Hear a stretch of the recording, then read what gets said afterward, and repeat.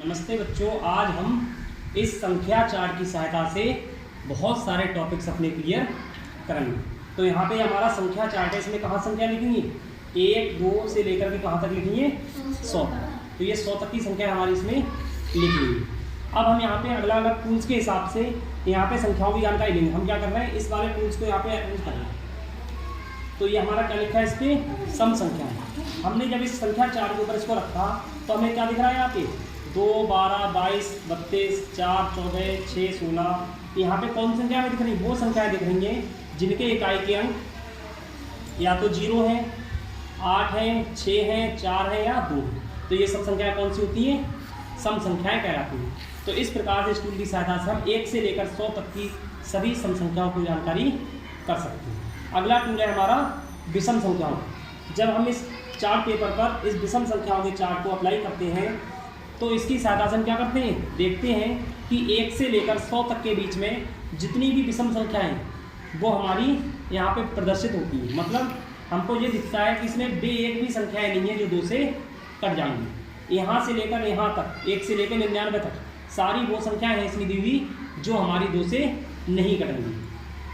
कैसे कटेंगी, विषम संख्याओं से कटेंगी। तो वो विषम संख्याएं हमारी। तीसरा टूल है हमारा अपवर्त। आप लोगों को अपवर्त के बारे में बताया था। अपवर्त क्या होते हैं, अपवर्त वे संख्याएं होती हैं जो दी गई संख्याएं से कट जाए। जैसे यहाँ पे लिखा 4 के अपवर्त, तो यहाँ पे हमें केवल वही संख्याएं दिख रही है जो 4 से कटेंगी। जैसे 4 के पहाड़े में 4 आता है, 8 भी आता है, 12 भी आता है, 16 भी आता है, 20 भी आता है, 24 भी आता है, 28 भी आता है। इसी प्रकार से हमने 1 से 100 तक के बीच में वो संख्याएं निकाल ली जो हमारे 4 के पहाड़े में आती हैं। इसी प्रकार से हमने क्या किया, यहाँ पे 3 के पहाड़े में आने वाली संख्याएं भी निकाल ली। 3 के पहाड़े में क्या क्या आता है, 3 6 9 12 15 18।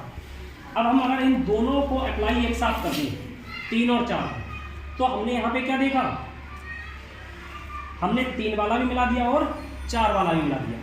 अब हमारे यहाँ पे जो बचे, हमने आपको जब लासा मासा कराया था उसमें बताया था समापवर्त निकालना बताया था कि जब 4 के अपवर्त निकाल लेंगे, 3 के अपवर्त निकाल लेंगे, उन दोनों में जो एक जैसे होंगे वो हमारे क्या कहलाएंगे, समापवर्त। तो 4 और 3 के समापवर्त कौन से हैं, 12 24 36 48 60 72 84 96।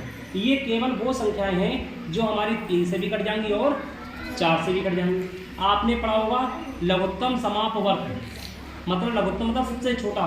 तो इनमें सबसे छोटी संख्या कौन सी दिख रही है आपको, 12। इसका मतलब 4 और 3 का लासा कितना हो गया।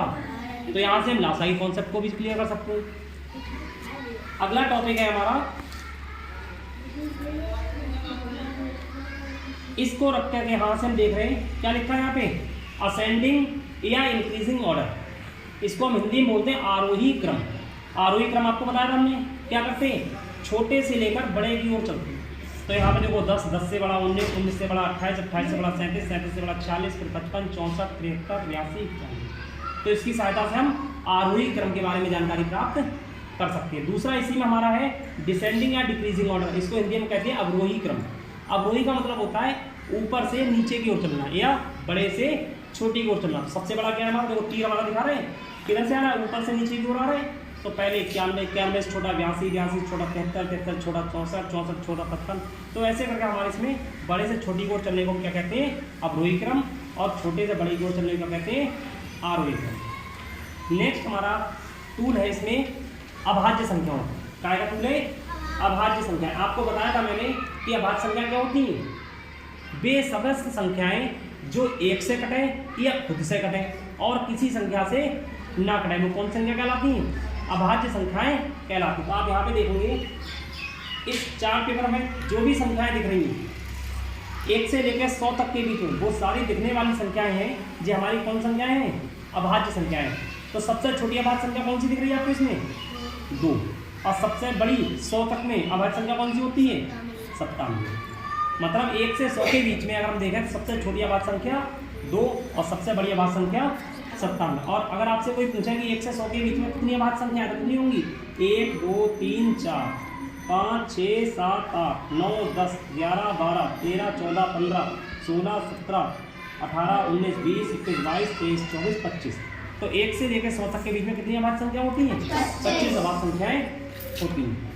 नेक्स्ट, इस छोटे से टूल की सहायता से बहुत ही कमाल की चीज़ सीख सकते हैं। इसको इस पूरे चार्ट में कहीं भी हम अरेंज कर दें तो इसकी सहायता से हम पूर्ववर्ती और अनुवर्ती संख्या की जानकारी प्राप्त कर सकते हैं। यहाँ पे जैसे हमारा क्या लिखा है 44 लिखा है, क्या लिखा है, तो हमने क्या किया, अगर हम इसको हटाएंगे तो 44 के ऊपर क्या लिखा है 44, तो 44 की पूर्ववर्ती, पूर्व मतलब पहले वाली, इससे एक कम पूर्ववर्ती संख्या क्या होती है, जो संख्या की पूर्ववर्ती निकाल रहे हैं उससे एक कम होती है, तो 44 से एक कम 44, तो ये इसकी क्या होगी पूर्ववर्ती संख्या। अगर हमको अनुवर्ती चाहिए तो अनुवर्ती में एक जोड़ देते हैं तो हम एक पीछे चलेंगे, ये हमारी क्या होगी इसकी अनुवर्ती संख्या।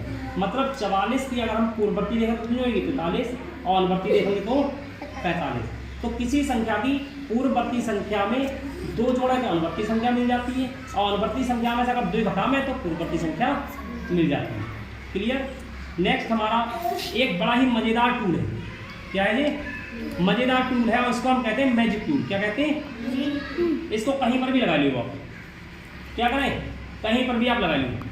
और इसमें एक मजे की बात यह है कि इसमें अगर ऐसी संख्या को जोड़ोगे और ऐसी संख्या को जोड़ोगे तो जोड़ कैसा आएगा बराबर, जोड़ कैसा आएगा, जैसे 33 44 और 55 कितने हुए 5 4 9 3 12 के 2 हासिल लगा 1, 3 1 4 4 8 और 5 13, तो कितने गए 132 हुए। अब इतना जोड़ लियो आप, 3 4 7 7 5 12 के 2 हासिल लगा 1, 3 1 4 4 8 5 13 132। तो टूल में मजा आया। इधर वाली संख्या का जोड़ और ऐसी जोड़ दोनों कैसा आएंगे बराबर। कहीं पर भी इसे हम अप्लाई कर सकते हैं जहाँ पे आपको अच्छा लगे। अब यहाँ पे आप जोड़ लीजिए तो देखो 2 1 3 3 6 8 7 15 15 6 21, तो कितने हो गए 126। अब ऐसे में जोड़ो 3 2 5 और 1 6 8 7 15 15 6 21, हाँ यानी कितने हो गए 216। तो ऐसा कहीं पर भी इसे लगा करके हम इसमें देखेंगे तो हमेशा ऐसे में और ऐसे में संख्याओं का जोड़ कैसा आएगा। और सबसे मेन चीज़ क्या है, इसकी सहायता से हम बच्चन को जोड़ की संकल्पना दी। क्लियर। अगर किसी बच्चे को जोड़ना नहीं आता तो हम उससे कहते हैं कि बेटा इसमें इसको जोड़ो, 33 में 44 जोड़ो फिर 55 जोड़ो, जोड़ के बताओ कितना हो रहा है। दूसरे बच्चे से कहेंगे 35 में 44 जोड़ो 53 जोड़ो, दोनों जब जोड़ कर बताएंगे तो हम कहेंगे कितना कितना आया, तो दोनों बच्चे अपनी संख्या बताएंगे तो उन्हें पता लगा अरे हमारी दोनों की संख्या कैसी हुई नहीं बराबर।